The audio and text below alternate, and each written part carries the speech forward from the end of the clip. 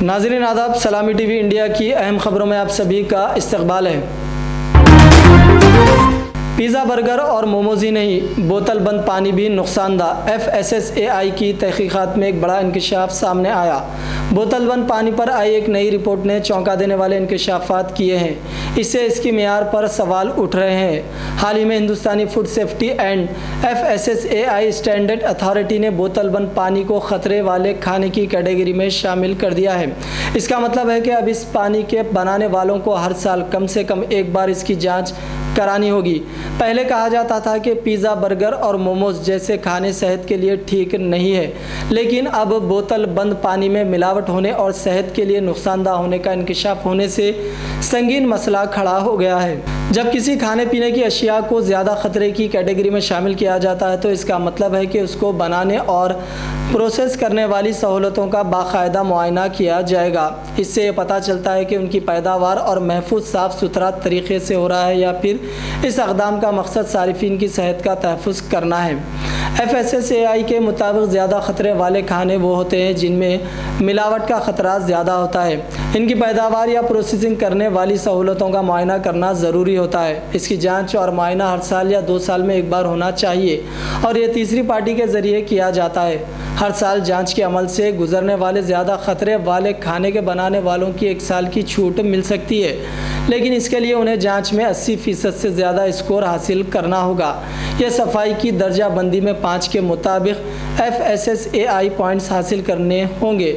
ज़्यादा ख़तरे वाले खाने में दूध के मसनूआत, गोश्त, मछली, अंडे, ख़ास तौर पर ग़िज़ायात के इस्तेमाल वाले खाने, तैयार खाने और हिंदुस्तानी मिठाइयाँ शामिल है। खाने की हिफाजत को यकीनी बनाने के लिए और रियासती फूड सेफ्टी अथॉरिटी पूरे साल FSSAI खाने के कारोबारों का मुआयना करती है। यह मुआयना अमूमन खाने के कारोबार के ऑपरेटर्स को लाइसेंस देने से पहले या गैर मामूली तौर पर किए जाते हैं। अगर कोई मसला सामने आता है या खाने में किसी किस्म के इन्फेक्शन होने का ख़तरा होता है तो मुआयने किए जाते हैं। इस नए हुक्म के साथ अब बोतल बंद पानी के बनाने वालों पर सख्त निगरानी रखी जाएगी, जिससे सारिफिन को महफूज पानी मिलने की उम्मीद बढ़ जाएगी।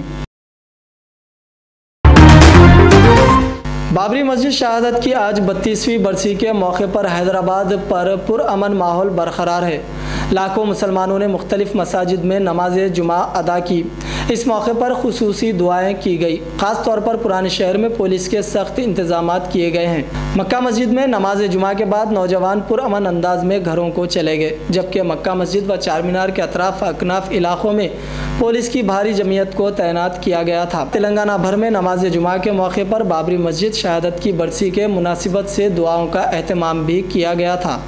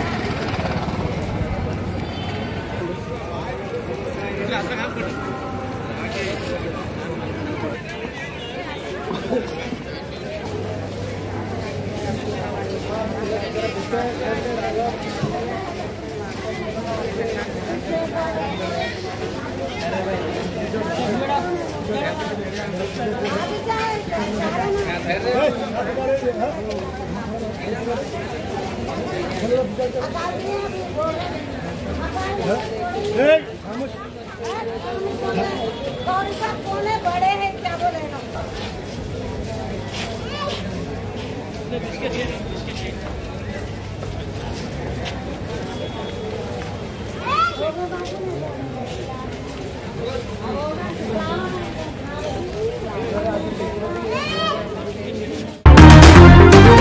हैदराबाद के हयात नगर पुलिस स्टेशन के अहाते में आज एक पुरअसरार धमाका पेश आया, जिससे सनसनी फैल गई। यह वाक़या उस वक्त पेश आया जब पुलिस स्टेशन के अहाते में वाक़ स्टोर रूम में सफाई का काम जारी था। धमाके के नतीजे में एक साफ़ सफाई करने वाला ज़ख्मी हो गया, जिसे फौरी तौर पर करीबी अस्पताल मुंतकिल किया गया। इब्तदाई मालूमात के मुताबिक स्टोर रूम में सफाई के दौरान एक खाली शीशे में मौजूद गैस भर जाने से धमाका हुआ। ताहम इसकी तस्दीक अब तक नहीं हो सकी है और पुलिस मुख्तलिफ पहलुओं से वाक़े की तहकीक़ात कर रही है। ज़राए का कहना है कि धमाके के बाद इलाके में खौफ व हरास फैल गया, लेकिन सूरत हाल को जल्द काबू में लाया गया। इस वाक़े पर फ़िलहाल आला हुक्काम की जानिब से कोई वाज़ेह बयान सामने नहीं आया। पुलिस स्टेशन की टीम ने फौरी तौर पर धमाके की जगह को महफूज करके शवाहिद इकट्ठा करने का काम शुरू कर दिया है। झारखंड में आज वज़रा के दरमियान कलमदानों की तकसीम कर दी गई है। हेमंत सोरेन ने अपने पास सबसे ज़्यादा 5 महकमे रखे हैं और दीगर वज़रा को भी अहम महकमों की जिम्मेदारी सौंपी है।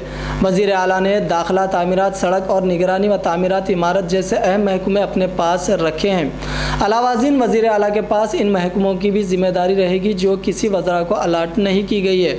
मौसूला इत्तलात के मुताबिक हेमंत सोरेन ने जहाँ सभी बड़े महकमे अपने पास रखे हैं, वहीं कांग्रेस के राधा को मालियात, मनसूबा, कॉमर्स, टैक्स और पार्लिमानी उमूर का महकमा दिया गया है। इरफान अंसारी को सेहत, तिब्बी, तालीम और फूड एंड सप्लाई महकमा मिला है। उन्हें डिज़ास्टर डिपार्टमेंट का भी वज़ीर बनाया गया है।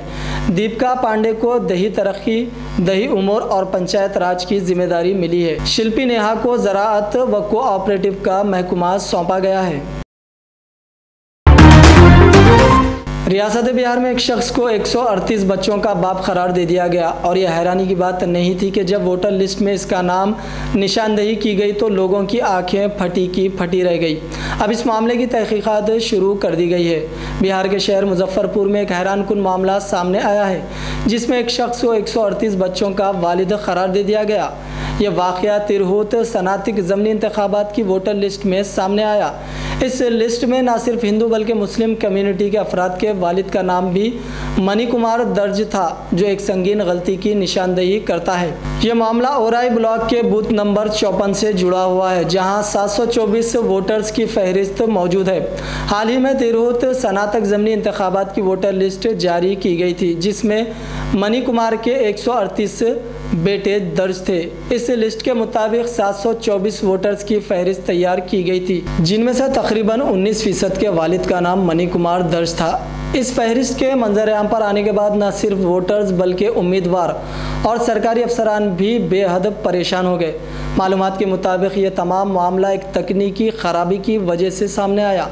दरअसल जिन वोटरों के वालिद के नाम का पहला हुर्फ एम था, उनके नामों को यूनिकोड फॉन्ट की खराबी के बाइस मनी कुमार के तौर पर दर्ज कर दिया गया। तिरहुत मंडल के कमिश्नर ने तस्दीक की है कि महज एक कंप्यूटर की गलती है और इसे फौरी तौर पर दुरुस्त कर लिया जाएगा।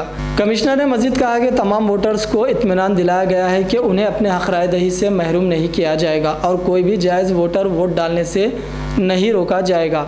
इस गफलत की वजह से ज़िला के तमाम इंतज़ामी इदारे इस मामले की तफसील से तहकीकात कर रहे हैं ताकि इस किस्म की गलतियों को रोका जा सके।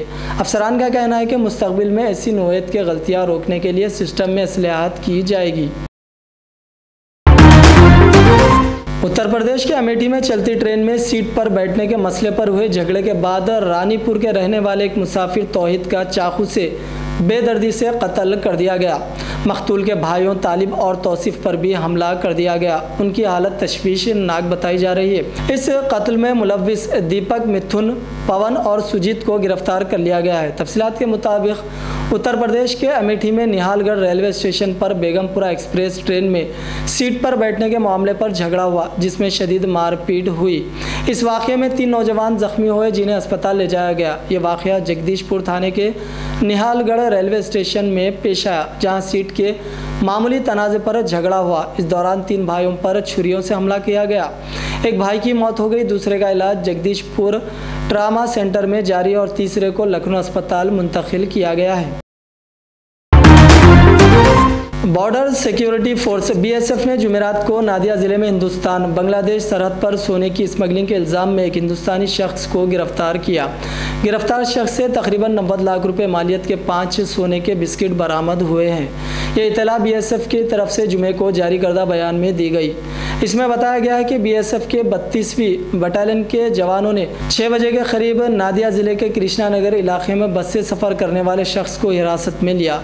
तफ्तीश के दौरान मालूम हुआ हुआ कि मुलजिम ने सोने के बिस्किट कमर के गिर्द बंधी ऑर्थोपेडिक बेल्ट में छुपा रखे थे।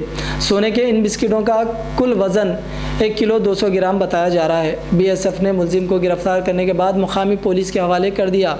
हुकाम का कहना है कि सोने की स्मगलिंग का ताल्लुक किसी बैनुल अक़वामी गैंग से हो सकता है और मामले की तफ्तीश जारी है। तो नाज़रीन किराम, ये थी सलामी टीवी इंडिया की कुछ अहम खबरें। दीजिए आपके दोस्त अज़हर खान को इजाज़त। अल्लाह हाफिज़।